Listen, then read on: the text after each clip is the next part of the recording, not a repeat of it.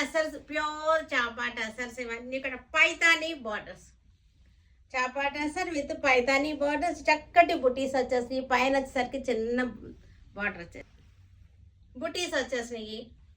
చక్కటి మనకి మంచి బెస్ట్ ప్రైస్లో 4950లో.